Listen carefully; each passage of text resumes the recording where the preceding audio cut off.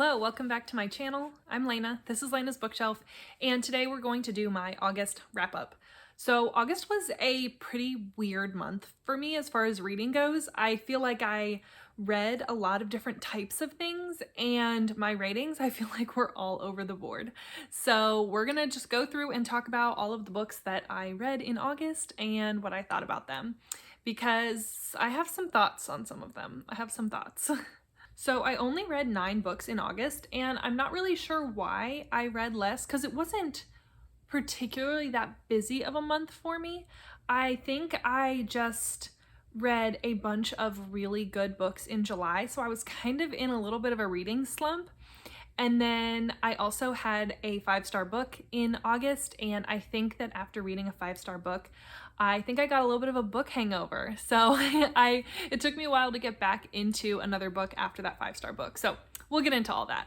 So the first 3 books that I read in August, I read for a vlog that I did, reading my friend Gwen's favorite books. So I've been doing this series on my channel where I read booktubers' favorites or books that they've recommended to me. So the first book that I read for that vlog, reading Gwen's favorites, was It Ends With Us by Colleen Hoover, and I gave this one 3 stars. I don't think Colleen Hoover is the author for me. I definitely appreciate this book, and I definitely understand why this book is so hyped on BookTube and Book Talk and just the book community in general. I just didn't feel like I could connect to the characters very well, and I also didn't like that I was supposed to like the villain, even though I could tell he was the villain from the get-go. Like, it's one thing to do like a Caroline Kepnes type of thing where the main character is actually believable and actually enjoyable and you actually end up wanting to root for them. But in this case, I just felt like the main character, the love interest, was a sleazebag, and he was a sleazebag all along, and I felt like Colleen Hoover was trying to convince me to like him, and I didn't, because I could see everything that was going to happen. So that's basically an overview of my thoughts. If you want to hear all of my thoughts on the book, definitely check out that vlog. The next book I read for that vlog was Jar of Hearts by Jennifer Hillier, and in that vlog I gave it 3.5 stars, but I've actually raised my rating to 4. So I did end up reading that 4 stars because I kept thinking about the ending. So Jar of Hearts follows a woman who was incarcerated for the murder of her friend, and then when she gets out of prison, some similar murders start taking place. So she's having to kind of play a little bit of the detective role to figure out why all of these copycat murders are happening, and also everybody in the little town is trying to unravel the real story of what really happened to her friend. And I felt like this book was a really good commentary on the villain mentality and on good versus evil, and how sometimes good and evil aren't always black and white. Because of that reason, I ended up giving it 4 stars. And then the last book I read for that vlog was Cruel Beautiful World by Caroline Leavitt, and I ended up giving that one 4 stars as well.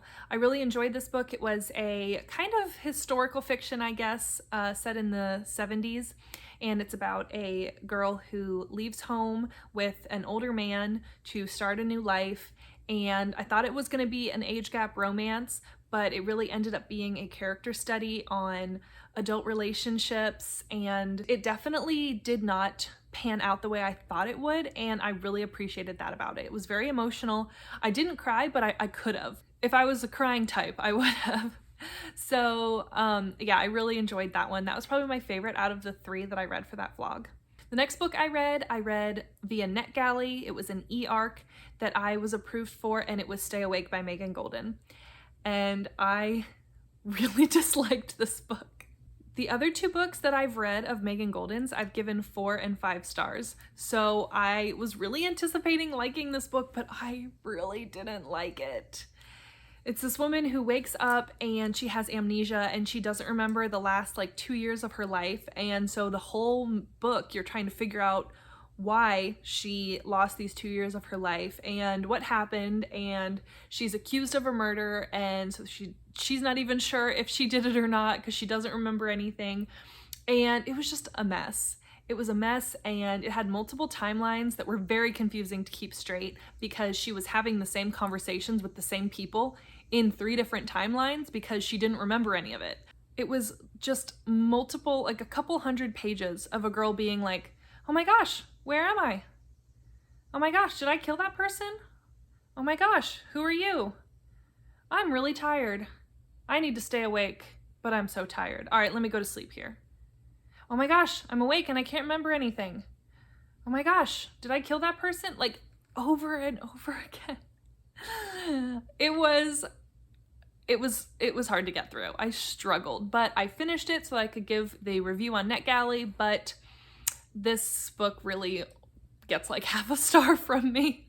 I felt like I just wasted so much of my time because I read the exact same story 3 different times in 3 different years, and I didn't like the main character. I thought that the decisions she made were really ridiculous, and it was so unbelievable. And yeah, this one was a hard pass for me, which is a shame because I've really enjoyed the other 2 Megan Golden books I read. But yeah, this one was a huge flop for me. Huge flop. So after that huge flop, I had a huge win, and that was The Lost Girls of Willowbrook by Ellen Marie Wiseman. I actually received this copy from the publisher. I received an art copy, and so thank you so much to Kensington Books for sending this to me, and I'm so happy that I was able to receive an early copy of this and read it because it was so good. I gave it 5 stars. It's about a girl named Sage who goes to Willowbrook School to find her sister, and Willowbrook is a real place in Staten Island that was shut down during the 70s because of neglect and abuse of the patients there. And so even though this is a fictional story, so much of it is based on real events, and I felt like it was so historically accurate. You can tell that Ellen Marie Wiseman really did you can tell that the author did so much research to try and make this so realistic. And I love anything that deals with institutions, asylums, psych hospitals, things like that. So I actually have a vlog where I read this book and one other book about institutions. So definitely go and check that out because it's basically just me gushing about this book for 20 minutes. And it also is, I also talk a lot about the state of behavioral health in our country, how far we've come, how far we still have to go, and things like that. So by the time this video posts, it will be out. So definitely look into it because there's thrilling aspects in this, there's historical fiction aspects to this, there's serial killers in this. I feel like this book is very genre defying, and I feel like a lot of different types of readers would enjoy this book. I just can't say enough good things about it. You're definitely going to be seeing this on my best books of the year list. After I read The Lost Girls of Willowbrook for that same Reading Asylum Books vlog, I did read The Lobotomist's Wife, and this one is by Samantha Green Woodruff. And I read this on Kindle Unlimited, and through Kindle Unlimited I was able to get the Kindle version, but also the Audible version, so that was kind of cool. But this is basically following a woman who runs a institution very loosely based on Bellevue Hospital in New York, and she marries this psychiatrist who does lobotomies, and so it's basically a story about how lobotomies came to be in our country. And similarly to the other book, even though the characters in The Lobotomist's Wife are made up, it's all based on real events in the US. It's based on the real doctor that brought lobotomies to America and his summer of lobotomies, basically, where he just drove around in a van and just did hundreds of lobotomies a month for all sorts of ridiculous things. And what I liked about this book is that it wasn't focusing on the man doing the lobotomies, it wasn't focusing on the doctor, it was focusing on his wife and his family. And I really like that because I feel like we don't always get that information. So his wife goes from supporting him and this treatment to realizing that this is not a good treatment for our patients. This is not helping their quality of life. This is not curing them. This is not doing anything. And so she basically has to make the decision of, do I support my husband, or do I support what I know is morally right? So if you're interested in institutions, asylums, lobotomies, I think you would enjoy this. Also, if you're interested in historical fiction, you would enjoy this. The next book I read in August was Thinner by Stephen King. I read this physically as well as listened to it on Scribd, and I always have my referral link for Scribd listed in the description box. So if you use my referral link, you can get 60 days for free. So definitely look into that if you're interested in Scribd.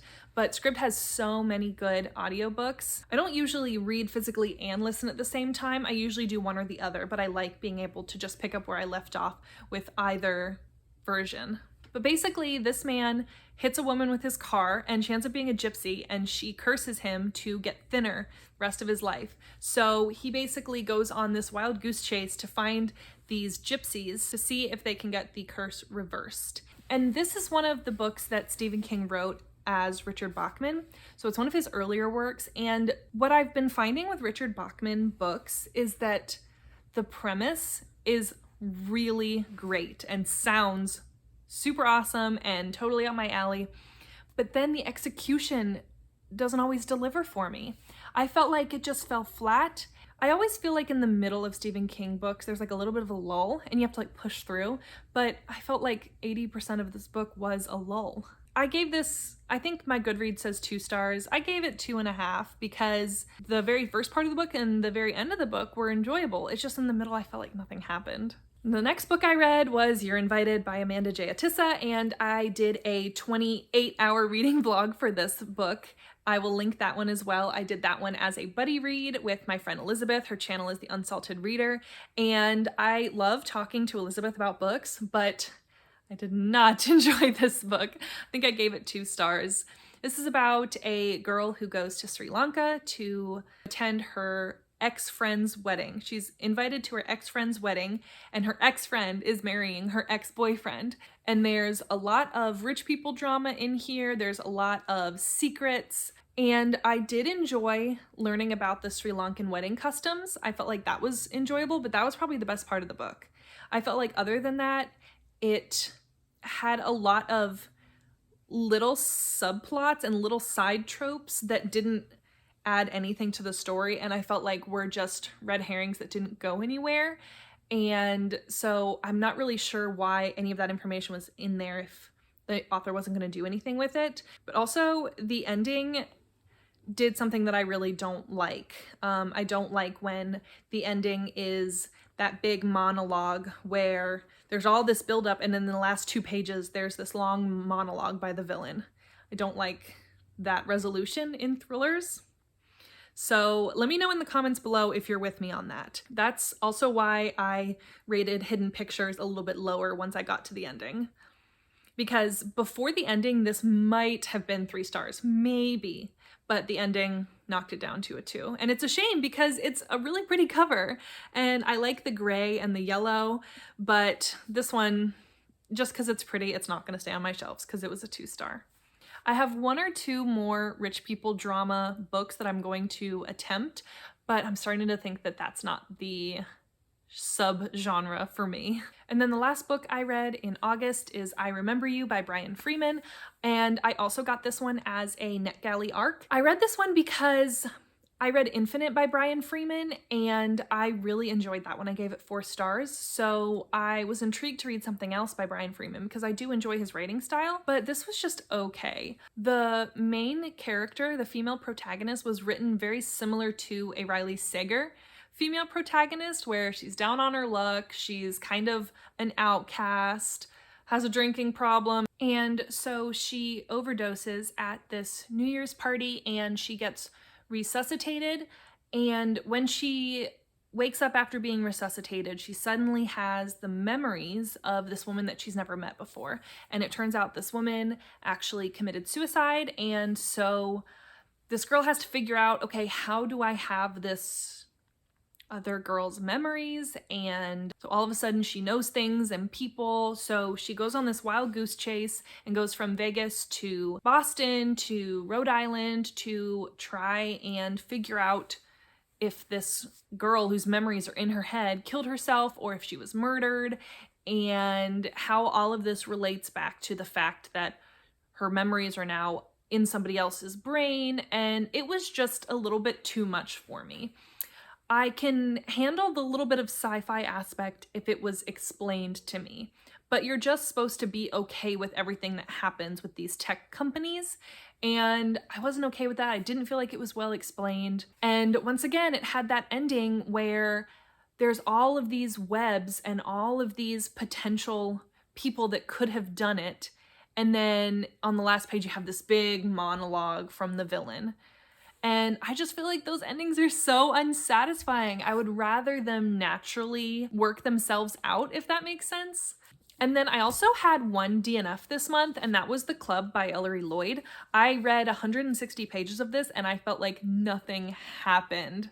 Absolutely nothing. I even started filming a vlog about it, but every time I would update the vlog, I would just be like, hey, nothing happened. So I actually ended up scrapping that vlog, but I have heard that the ending is pretty good, so let me know if you think I should push through. I would be willing to pick it up and try it again, but it's basically just about this wealthy person club. You have to pay all these crazy fees to be part of this club, and it's about the point of view of some of the different staff that work there.